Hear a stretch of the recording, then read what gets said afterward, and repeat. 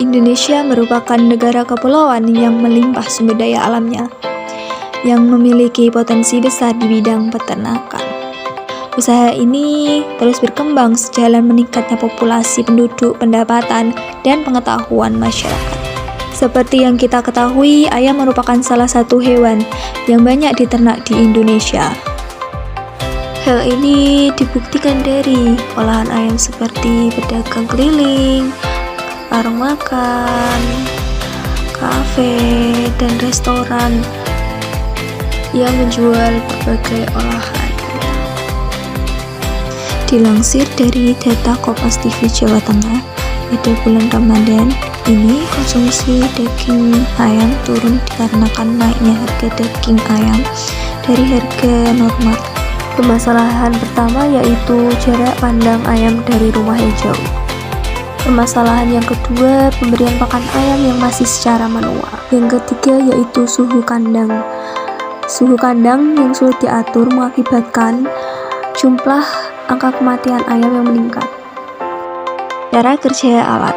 Pertama, kotoran ayam ditampung di penampungan kotoran, kemudian menjadi pupuk, dan kemudian pengemasan pupuk. Selanjutnya, pembersihan telur, terus pengeringan, pengemasan. Selanjutnya yaitu kandang ayam, pipa tempat minum, dan pipa kotoran ayam. Di sini ada dua penampungan, yaitu penampungan minuman dan penampungan makanan. Yang pipa penyalurnya ke lantai 3 dan 4. Selanjutnya, untuk mengaktifkan pengaturan suhu, kita bisa mengaktifkan blower melalui aplikasi Cellular Blink tanpa harus pergi ke kandang. Pada pengaturan ini, di bawah set point, mitra dapat mengaktifkan lampu.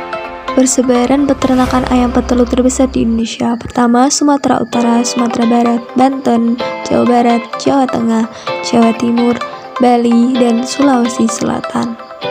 Cara setting aplikasi Blink. Aplikasi ini dapat diunduh melalui App Store atau Play Store melalui handphone seluler.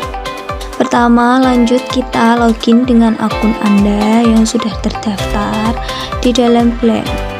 Kemudian masukkan username dan password yang sudah Anda daftarkan. Kemudian menunggu sambil connecting sambil screening profil. Kemudian muncul create new project, nanti kita pencet, kemudian masuk ke project setting, kemudian kita kasih nama project di name project, contohnya testing and IoT. Selanjutnya kita ke hardware, yang mau kita pakai adalah Wesmos D1. Nah, setelah itu kan ada IoT token yang kita pasang di alatnya. Kemudian tokennya dikirim melalui email. Kemudian menunggu balasan email dari Blink. Setelah itu kita mulai klik create project. Nah, kemudian kan muncul dashboard kosong yang kita bisa isi berbagai macam. Untuk menambahinya, kita klik salah satu icon yang di atas. Kemudian masuk ke widget box, yaitu controller. Jika suhu ruangan mencapai 30, dia akan men-tweet otomatis. Yaitu ada value display S, value display M, label value M, label value L, LED, Gauge, LCD, grab, historic grab, terminal, Twitter, pass notification, email, breed, BLE atau beta. Terus ada real time clock, musik, dan lain sebagainya. Selanjutnya yaitu lanjut ke bottom set. Kita pencet tombol, misalkan lampu dapat diubah menjadi warna. Terus outputnya tinggal kita misalkan digital nomor 3, kemudian ada tombol on off, dan selanjutnya klik OK. Selanjutnya kita masuk ke testing IoT. yaitu diklik follow, dikasih nama, suhu ruangan, dan pilih yang mau kita pakai. Contohnya pakai fitur pin 1, frekuensinya 2 menit. Tangan kandang monitoring dan kontrol. Pertama, perubahan suhu yang tidak stabil, kadang terlalu panas dan kadang terlalu dingin.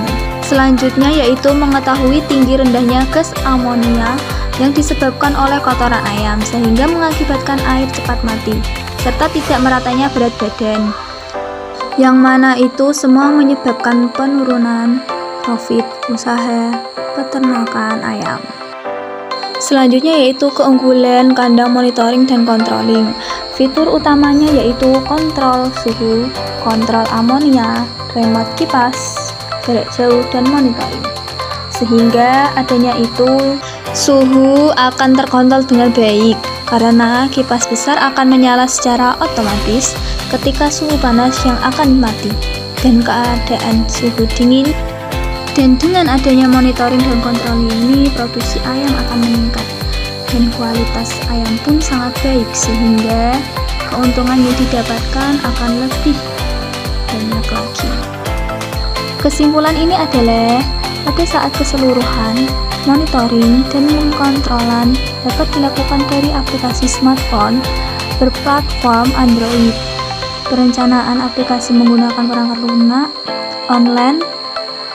Alasannya memakai ini adalah untuk memudahkan dalam proses pengkodean aplikasi dikarenakan dengan penggunaan pengkodean dilakukan dengan cara drop block yang tersedia pada program, bisa diakses menggunakan akun Google.